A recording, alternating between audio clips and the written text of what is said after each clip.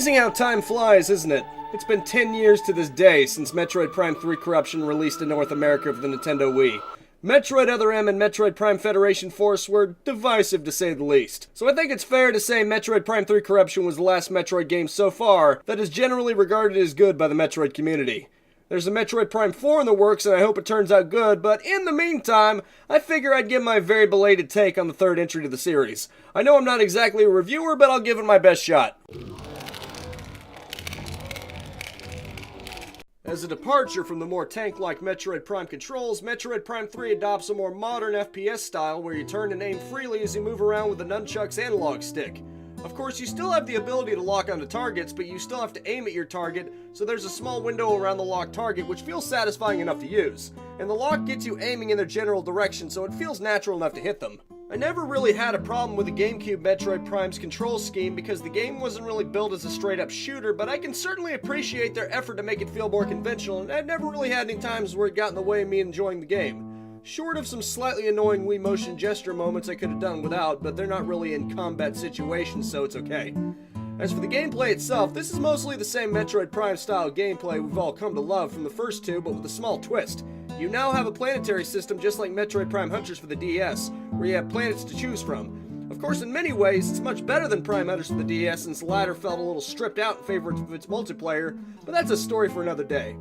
Unfortunately, the traveling cutscenes between areas can't be skipped, but thankfully they never last very long. They're pretty much just there to serve as a loading screen, so the game can pull all the relevant assets out anyway.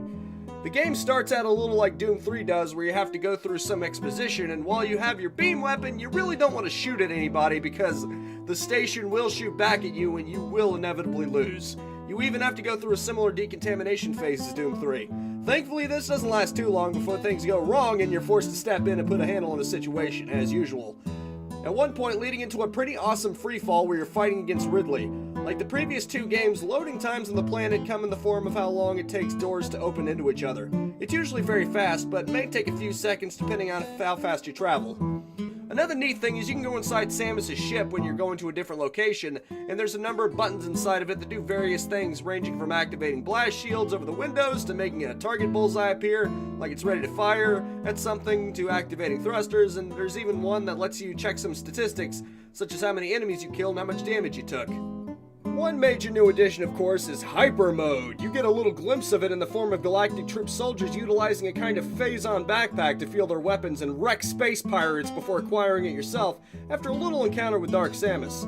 Essentially, you can inject one of your energy tanks into the phase-on growth that appears inside Samus and use it to field stronger attacks, as well as to become immune to enemy fire while in the mode, which veteran players have been known to utilize in order to avoid taking damage where dodging is impractical.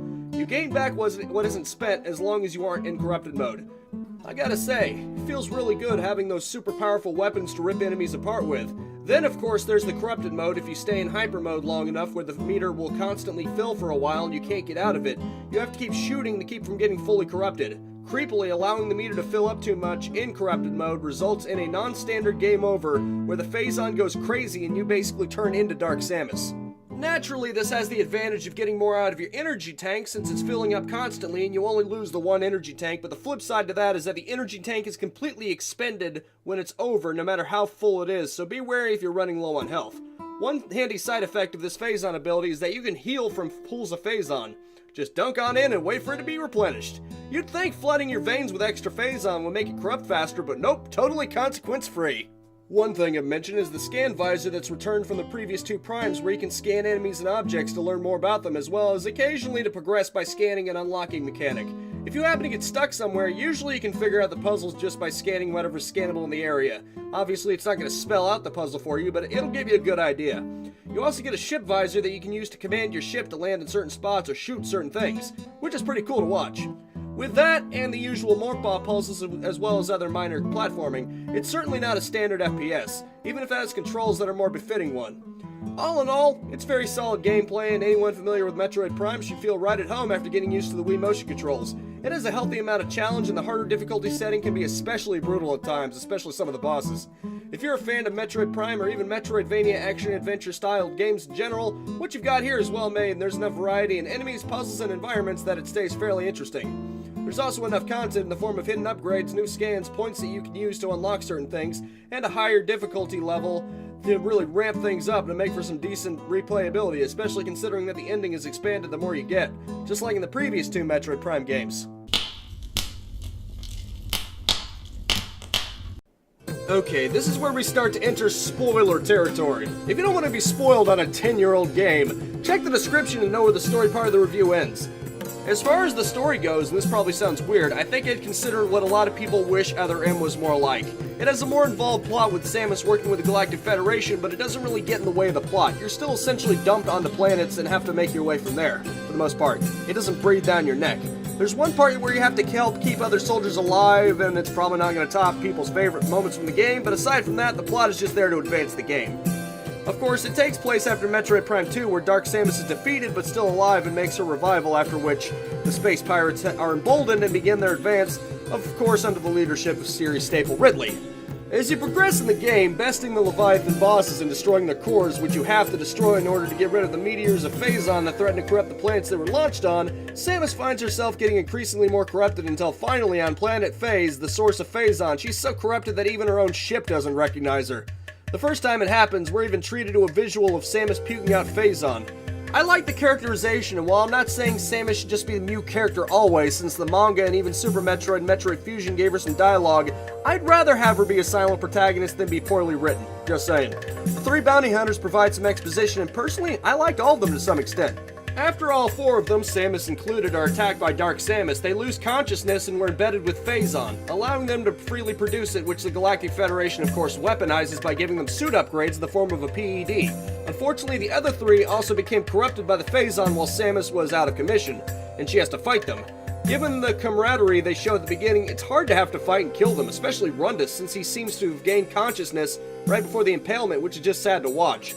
Perhaps even more disturbing is after you beat each one, you get to watch Dark Samus feed on them, making you hate the creature even more and more.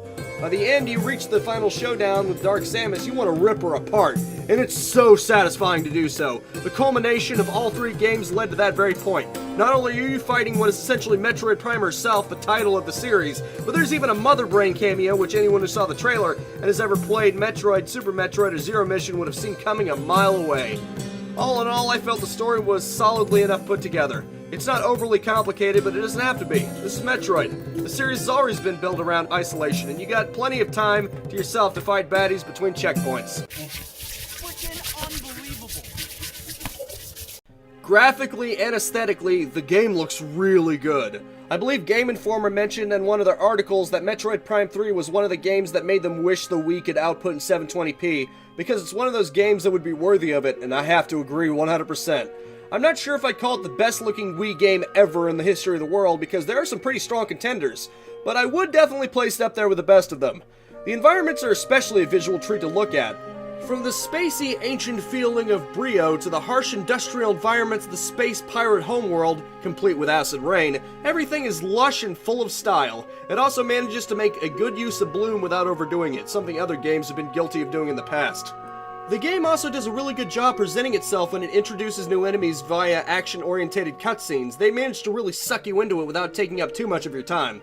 One thing I really appreciate is that, like in Metroid Prime 2, the scan visor allows you to see 3D models of enemies you've scanned, so you can stop and appreciate the visual flair that goes into them without the pressure of being locked into combat and trying not to be killed by them. I would definitely say it's one of the best because while it may not have the most stylistic art style, the flashiest special effects, the way it combines them is just incredible in my opinion.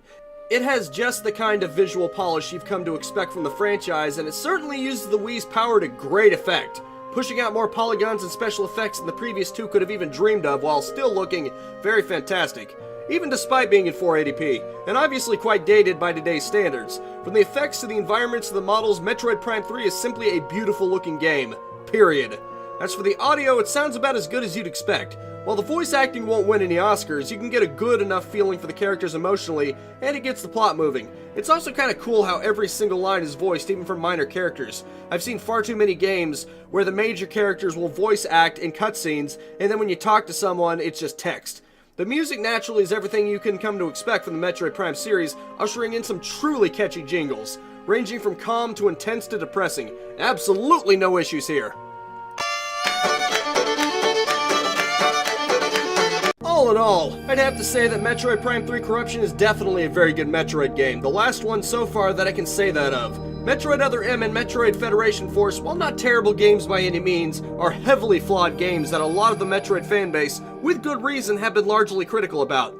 Metroid Samus Returns and Metroid Prime 4 are in the works, but time will tell if they're remembered well or not, but I've got my hopes up. In the meantime, check out Metroid Prime 3 Corruption, or heck, all three of them if you haven't already. There's a disc containing all three called Metroid Prime Trilogy, so you can play all three games. It may be a bit flawed. There are some things that they removed that I'd wish they hadn't, but, you know, it's overall good. Really good. And a great way to go into the series if you haven't played any of them already. Corruption, though, while a little on the plot-heavy side, is still full of that good old Metroid Prime flavor, and I would highly recommend it. I don't feel a numeric score would do it justice, so I'll just give it a solid A. If the fourth entry of the series is at least as good as this one, I'll be satisfied.